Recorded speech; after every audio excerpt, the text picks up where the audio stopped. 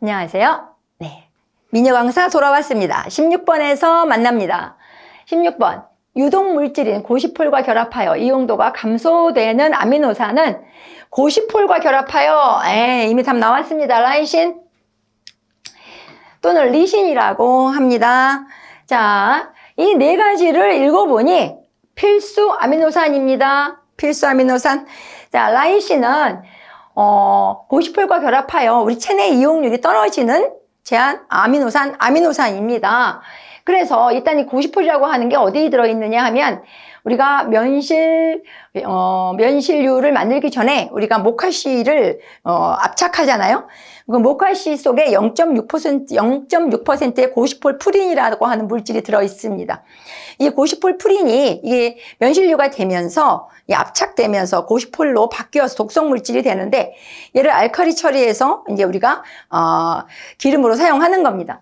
그런데 이 고시폴은, 이 독성 물질은 우리 인체 내에 라이신이라고 하는 아미노산과 결합해서 아미노산의 이용률을 떨어뜨리는 효과가 있기 때문에 좋지 않죠? 그래서 여러분들 그거 잘 기억해 주셔야 되겠습니다. 자, 이 나머지 세 개는 아미노산, 필수 아미노산이네. 아니, 아미노산인데 라이신을 물어보고 있습니다. 참고로 라이신 밀가루의 제한 아미노산입니다.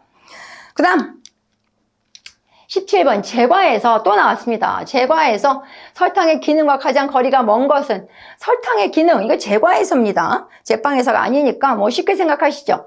수분 부위력을 증가시킨다. 맞죠? 그래, 촉촉해지잖아요. 설탕이 많이 들어가면 표피색을 형성한다. 당연한 얘기. 무슨 반응? 캐러멜라 반응, 캐러멜라이제이션. 향. 자, 캐러멜 향이 있죠? 역시 고소한 향이 있습니다. 유화제, 뜬금없이 유화제. 자, 유화제의 기능은 뭡니까? 유화제, 계면활성제. 서로 어울리지 않는 재료를 잘 결합시켜주도록 도와주는 물질, 유화제. 설탕의 그런 기능은 없다. 다음 문제. 베이킹 파우더의 산 반응 물질이 아닌 것은? 자, 일단 베이킹 파우더가 뭔가요? 팽창제죠. 베이킹 파우더는 물과 열에 의해서 탄산가스와 암모니아 가스가 서로 만나서 팽창시키는 화학적 팽창제가 베이킹 파우더입니다. 그죠? 근데 이 베이킹 파우더는 세 가지의 물질의 화합물이죠.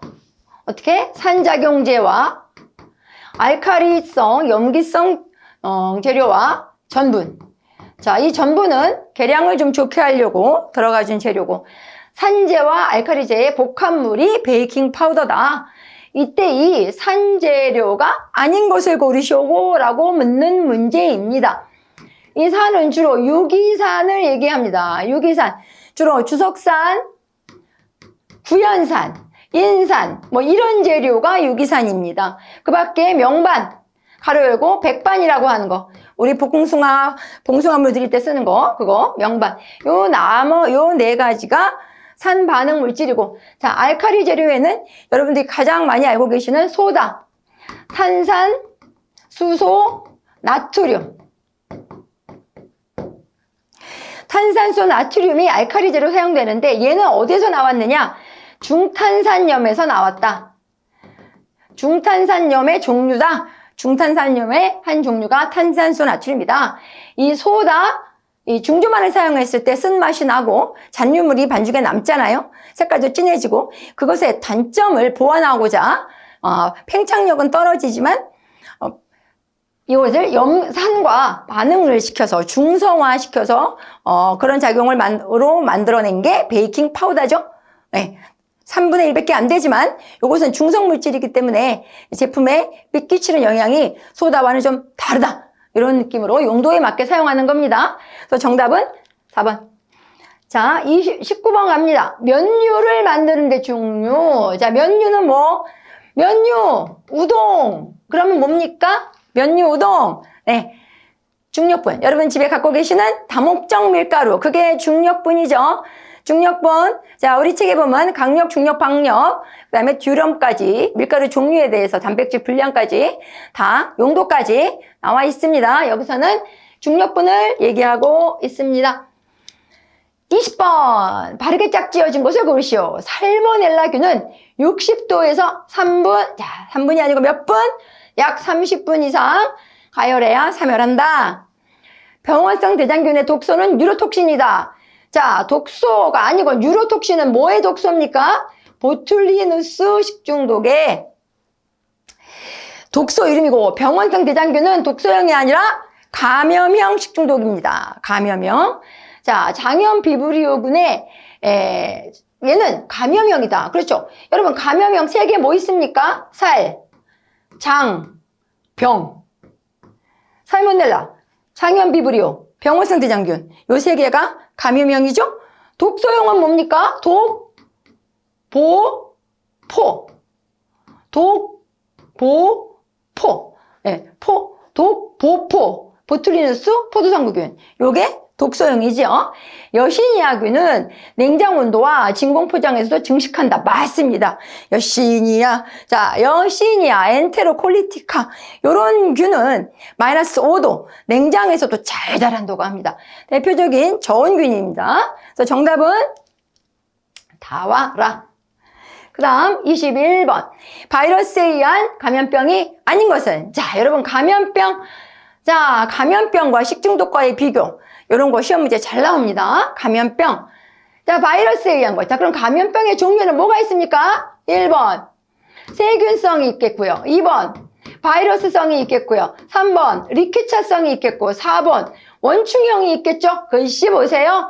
정말 세련되지 않았습니까? 글씨 저하고 닮았습니다. 네, 세균성. 우리는 바이러스성을 물어보고 있죠. 세균성에는 작물 잘모, 장티푸스, 콜레라 뭐 이런 거 얘기하는 거고, 바이러스성에는 이제 여기 나올 거고. 자, 리케차성에는 뭐 있습니까? 발진열, 발치티푸스, 쯔쯔가무시 뭐 이런 거 있겠죠. 원충형 있겠고. 자, 그럼 바이성에는 뭐 있어요? 제 책에서 제가 공식 한번 알려드렸는데 기억나시는 분? 제 책에서 제가 공식 알려드렸어요. 공식. 1인 광촌소설 홍유관이다.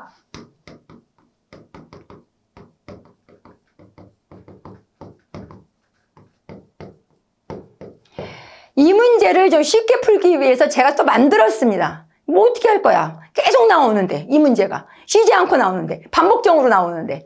1인, 광천소술, 홍류관, 바이러스성 감염병. 1번 내용. 인플루엔자. 광견병. 천열. 소아마비. 설사. 홍역. 유연성 간염. 어떻습니까? 저의 공식이. 끝내주죠. 요거 하나 외워두시면 잘 써먹을 수 있습니다. 정답은 4번. 넘어가겠습니다. 22번. 유지에 대한 설명으로 옳지 않은 것은 유지가 뭡니까? 유지, fat, 오일.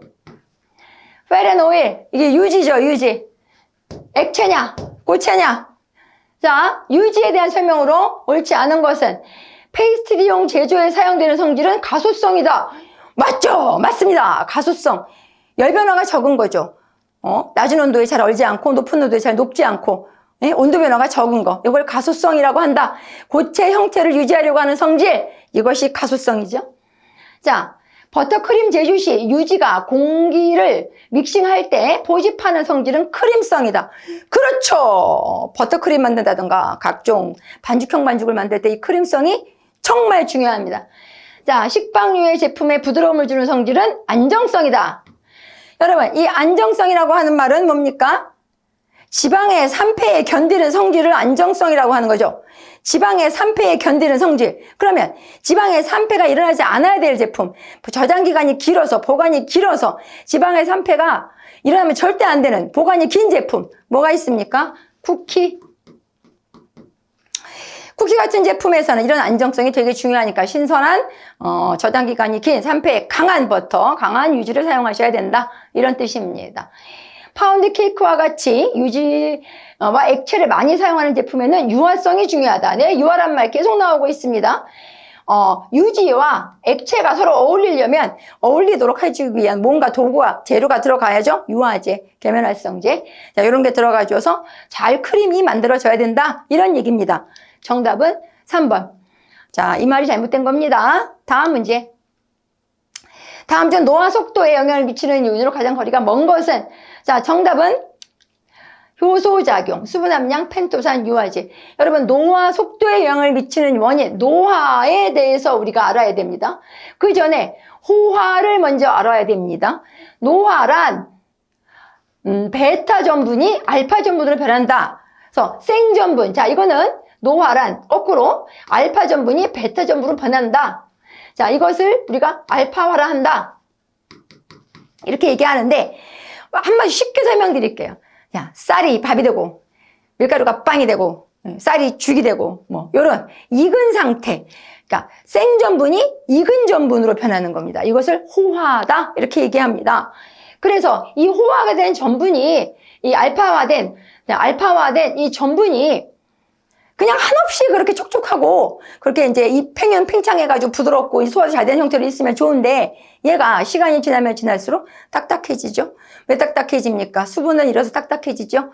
수분이 없어지니까 안 딱딱해지지 않을 수가 없잖아요. 노화. 그래서 이 딱딱해지는 현상을 노화라 하는데 이 노화의 원인은 전분의 퇴화에 있다? 뭐 이렇게 얘기를 합니다. 그럼 이 노화를 막을 수는 없습니다. 사람처럼 빵이나 쌀도 떡도 완전히 그 노화를 막을 수는 없는데 그러면 어떻게 하면 늦출 수 있느냐에 대해서 많이 연구를 하고 있고 그 방법에 대해서 우리가 많이 알아냈죠. 일단 수분량을 38% 이상 물을 좀 많이 넣어서 하라. 증발 속도가 이제 빨라도 수분량이 자기가 원래 많이 가지고 있다면 도움이 되겠죠? 펜토산, 이건 수분 보유력이 엄청난 아이잖아요. 다당류고 자기가 끌어안고 있는 그 능력이 많은 다당류니까 이런 애를 써주면 좋고, 유화제, 유화제를 써주면 노화 속도가 좀 느려질 수 있다고 합니다. 효소작용, 얘는 아무 관계가 없는 내용입니다. 그래서 노화 속도에 영향을 미치는 거는 뭐 저장 온도라든가 저장 기간이라든가 배합률이라든가 이런 거에서 굉장히 많은 영향을 받습니다. 특히 배합률, 물량이라든가 어떤 재료를 첨가한다든가 이런 거에 우리가 많은 연구를 하고 있고 노화 속도를 늦추는 건 굉장히 도움이 되는 얘기입니다. 그렇죠? 해썹. 자, 이 문제 모르면 시험 보러 가시면 안 됩니다. 해썹에 관련된 모든 문제는 깊게 들어가서 공부하셔야 됩니다. 해썹. 자, 해저드.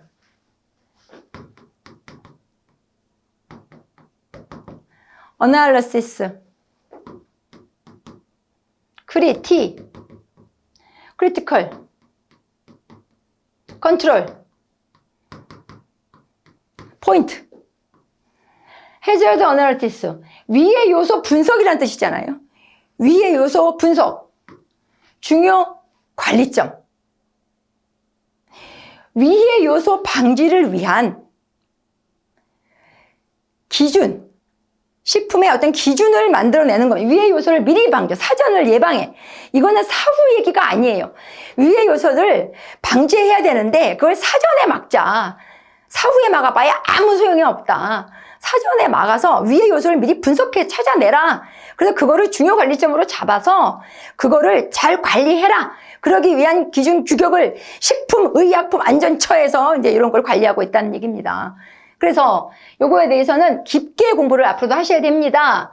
해썹. 식품위생의 수준을 향상시키기 위함이다. 맞죠? 사후 처리. 내 이걸 줄 알았어.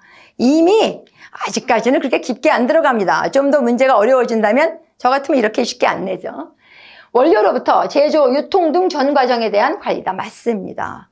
그 다음 종합적인 위생관리체제. 그게 해썹입니다. HACCP. 이해하셨죠?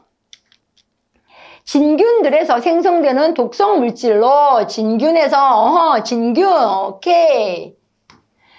진균이 밀, 호두, 옥수수 등을 오염시켜서 간 독성 등 면역 독성을 일으키는 합병증을 일으키는 게 뭐냐? 정답은 빙고 아플라톡신. 진균 아플라톡신. 이거 기억하세요.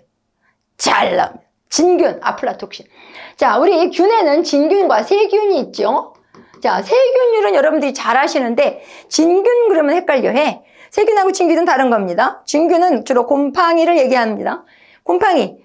자, 아플라톡신, 밀이나 호두, 쌀, 땅콩 등에 피는 곰팡이 이름이 아플라톡신이에요. 많이 아픈가 봐요, 이걸 먹으면. 아플라톡신인데 얘는 자, 제2차 대사산물인데 뭐의 대사산물이냐? 아스퍼질러스라고 하는 얘의 윗단계가 있어요. 아스퍼질러스 속에 제2차 대사 산물이 아플라톡신이고 얘는 바로 곰팡이를 의미한다. 쌀이나 콩이나 시험에 아주 잘 나옵니다. 엄청 잘 나옵니다. 꼭 기억해 주세요. 아미그달린 이거는 매실 뭐 이런 거에 들어있는 독성 물질이죠. 그 다음에 테트로도톡신 요거 모르면 시험 보러 가면 안 되죠. 어디에? 보거의 내장 속에 들어있는 거, 난소, 고안에 들어있는 자연독이죠. 보거. 에르고톡신, 볼이나 뭐 호밀 이런 데 들어있는 독소입니다.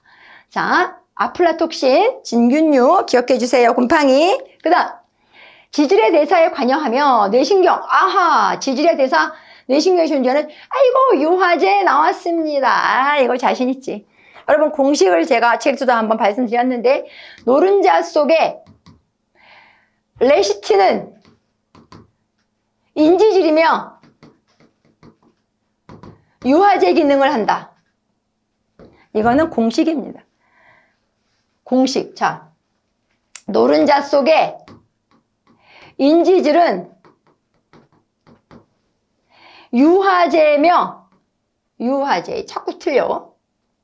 자, 노른자 속에 레시틴은 유화제 기능을 하며 레시틴 유화제 인지질이다. 예, 순서가 바뀌었는데 그 얘기예요. 노른자 속의 레시틴은 유화제 역할을 하며 인지질이다. 인과 결합한 복합지질이다. 이런 얘기죠. 자, 정답은 레시틴 유화제를 물어봤으니까. 물어봤어요. 글리시닌은 어디 들었어요? 콩에 들어있는 단백질이고. 에르고스테롤, 이거 스테롤류죠? 요거는 비타민 D의 전구체죠. 콜레스테롤, 이거 동물체 내에 존재하는 스테롤이죠.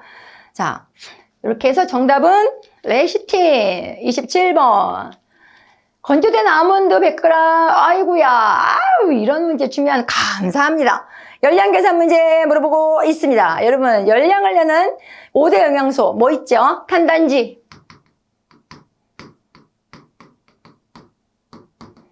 탄단지 무비 중에 탄단지가 열량을 내죠? 몇 칼로리? 자, 이걸 물어보는 문제잖아요. 이거 계산기 누르시면 금방 나오겠죠? 자, 16 곱하기 4. 54 곱하기 9. 어디 갔어요? 단백질 18 곱하기 4. 하면 정답은 622 나옵니다. 자, 여러분, 무기질하고 수분은 칼로리가 없죠? 없죠. 그 다음. ADI가 뭘까요? ADI, 영어 써드리면 되잖아요. Acceptable, Daily, Intake. ADI, 글씨 멋있습니다. ADI, Acceptable Daily Intake. 일일 섭취 허용량입니다. 아시죠? 그 다음 페이지. 반죽 굽기에 대한 설명으로 틀린 것은 반죽 중에 전분은 호화되고 단백질은 변성되어 소화가 용이한 상태로 변한다. 그렇죠. 제가 아까 그랬죠. 호화가 되면 소화가 용이한 상태로 변한다. 그렇죠. 네. 쌀이 밥이 되면 그렇잖아요. 단백질이 변성되어 소화. 맞습니다. 고율배합이고 반죽량이 많은 경우는 낮은 온도에서 장시간 굽는다. 이제 고율배합이고 네, 반죽량이 많아요. 맞습니다. 장시간 굽는 게 맞습니다. 온도, 수분, 당의 종류, pH가 산성일 때 네, 걸려들었습니다. 알카리성일 때 갈색화 반응이 빠르게 일어난다. 자, 외워주세요. 알카리성일 때 갈색화 반응이 빠르게 일어난다. 굽기 좋은 캐러멜 반응과 메일야드 반응에 껍질색이 형성되고 맛과 향이 난다. 네, 아까 캐러멜 반응과 메일야드 반응에 대해서 설명했지요? 네, 요거 이렇게 알고 넘어가도록 하겠습니다. 30번. 단백질에 대한 설명으로 잘못된 것은 단백질은 20여 종의 아미노산으로 이루어져 있다. 맞습니다. 20여 종. 근데 이 20여 종 중에서 10가지는 우리 인체 내에서 합성이 되고 10가지는 합성이 된다, 안 된다? 안 된다. 안 돼서 어떻게? 음식물로 섭취해야 된다. 음식물로 섭취해야 되는 아미노산 뭐라고 부릅니까? 필수 아미노산이라 한다. 단백질은 열에 의해 변성되죠. 호르몬, 효소, 머리털 등은 단백질로 이루어져 있다. 맞습니다. 정답은 그러면 당연히 4번 글리코사이드 결합이다. 글리 막 이런 말 들어가면 탄수화물과 관계 있는 얘기예요. 탄수화물 분자 사이의 공유결합이다. 탄수화물 분자 사이의 공유결합이다. 단백질 결합은 뭡니까? 그러면은 펩. 단백질 결합은 뭐? 펩타이드 결합. 펩타이드 결합이 단백질 결합 형태예요. 지방은 뭐예요? 지방은 에스테르. 지방 결합은 에스테르 결합. 자, 펩타이드, 에스테르 결합이다. 자, 여기가 잘못된 겁니다. 31번. 쿠키 반죽 제조 시 유지보다 설탕을 많이 했어요? 유지보다 설탕이 많아? 자, 유지보다 설탕이 많아요. 유지가 많으면 부드러울 것 같긴 해. 유지가 많으면. 설탕이 많다면 어떨까요? 부드러워져요? 유지가 많아야 된다니까. 단단해져요? 맞습니다. 자, 그래서 정답이 이겁니다. 자, 설탕이 많으면 퍼짐이 커지고 제품색이 진해지겠죠. 자, 이렇게 잘 생각해 보시고 이런 문제는 풀어주세요. 데코레이션 케이크를 하나 완성하는데 한 명이 5분이 걸렸답니다. 작업자 8명이 1200개를 만드는데 필요한 시간이 얼마냐? 왠지 계산 문제 나오면 마음이 떨려. 왠지 이건 나하고는 친하지 않을 것 같아. 네, 일단 계산 문제가 나오면 어떻게든 곱하고 나누고 더하고 빼고 해서 뭔가 나오도록 한번 시도는 해보시기 바랍니다. 이거 역시 생각 조금만 해보시면 될 것 같아요. 8명이 1200개를 만든다고 했으니까 한 명은 몇 개 만들까? 그걸 먼저 생각해 보세요. 그러면 1200 나누기 8명 하면 150개죠. 아, 한 명은 150개를 만드는구나. 그럼 150개를 몇 분에만 150개를 만드니까 한 명이 한 명은 그러면은 몇 분 걸린다고? 5분 걸린대요. 5분. 한 명이 150개를 만드는데 5분 걸린대. 그럼 750. 750은 몇 시간 몇 분? 12.5. 12시간 30분입니다. 조금만 생각해 보시면 풀 수 있죠?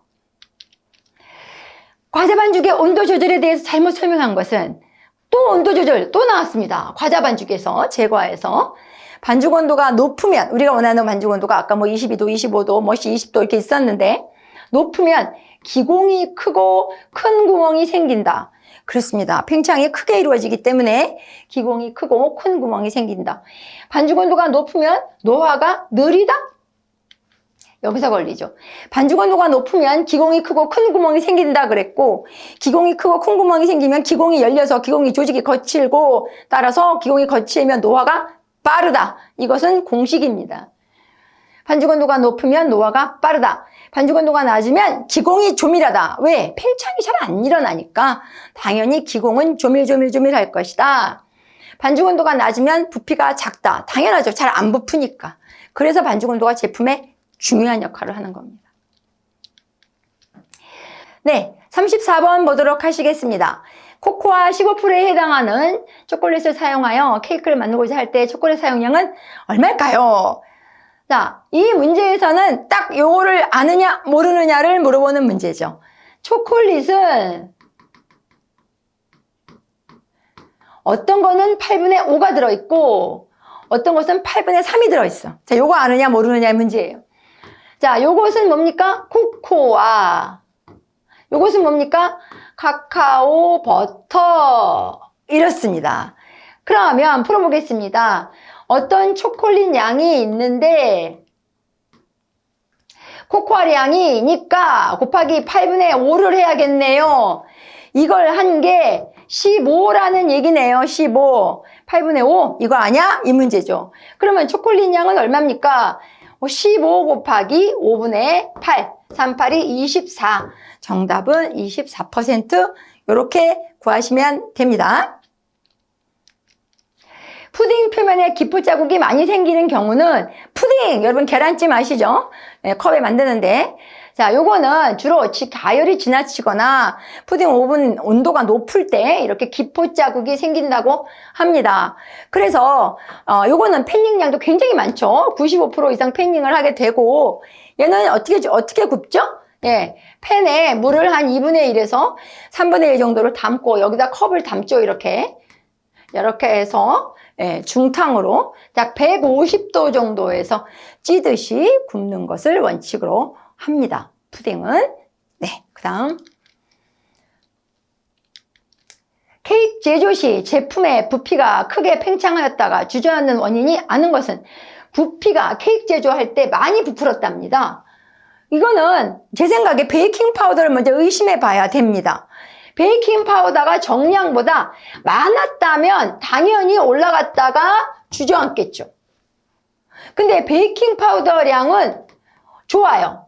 좋은데 주저앉았다면 이거는 밀가루량이 적었다는 걸 의심해 봐야 돼요. 골격이 약한 거지, 뼈대가. 밀가루량이 작은 경우, 네. 자, 그 다음에 수분량의 증가. 예를 들어서 팽창시켜줄 때 도와주는 수분량, 계란 같은 사용량이 많다면 역시 많이 팽창했다가 주저앉게 됩니다. 자, BP, 베이킹 파우더량이 많다면 당연히 지나치게 정량 이상 들어갔다면 당연히 꺼지겠죠. 자, 분유 사용량의 증가. 전혀 관계가 없는 재료입니다. 고온에서 빨리 구워야 되는 제품. 자, 우리가 이게 고율 배합 제품이냐 저율 배합 제품이냐를 비교하는 시험 문제가 엄청나게 많이 나옵니다.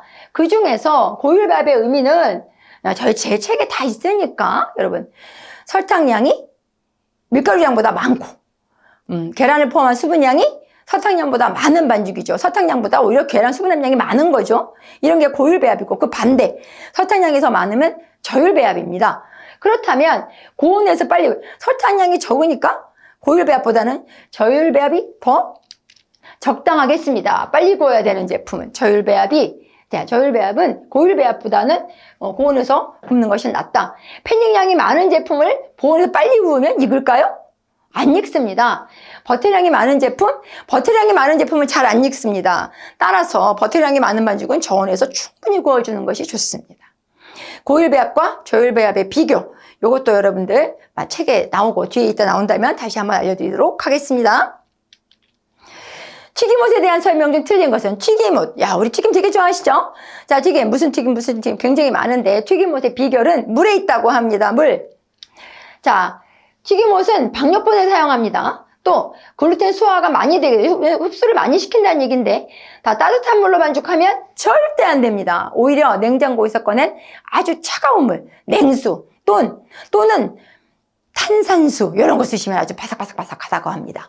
탄산수나 차가운 물 쓰시고, 튀김옷 제조할 때 물 사용량의 20-30%를 계란으로 대체하시면 글루텐 형성을 방해함으로, 맞습니다. 계란 노른자 속에 있는 콜레스테롤, 그 지방 성분이 이걸 좀 막죠. 글루텐을 막는 역할을 좀 합니다. 그래서 바삭해집니다. 마지막으로 설탕을 넣으면 역시 연화, 부드럽게 만든다는 얘기죠. 부드럽게 만들어주니까 바삭해진다. 맞는 얘기입니다. 파운드 케이크의 적정 패닝량은 이건 뭐 70%, 이건 너무 쉽다, 그지? 우리 파운드 케이크의 비용족은 2.4 정도니까 꽤 많이 담아야 돼, 그죠? 그러면 우리 그 거푸형 반죽 중에 스펀지 케이크는 얼마나? 네, 그거는 한 70%는 파운드 케이크이고 50-60%는 거푸형 반죽. 자, 요런 쪽은 거푸형 반죽이고, 요거는 반죽형 반죽 중에 파운드 종류. 자, 하나만 더 해드리자면 우리 푸딩은 95%, 가장 패닝을 많이 해야 되는 거 시험 문제 자주 나왔었죠? 푸딩이었고. 자, 거푸형 반죽 중에 스펀지 케이크의 비용족은 5.08? 네, 이런 것도 한번 제가 참고로 알려드립니다. 이런 거는 50-60%. 반죽형 반죽 파운드는 70%. 자, 다음 강의에서 뵙겠습니다.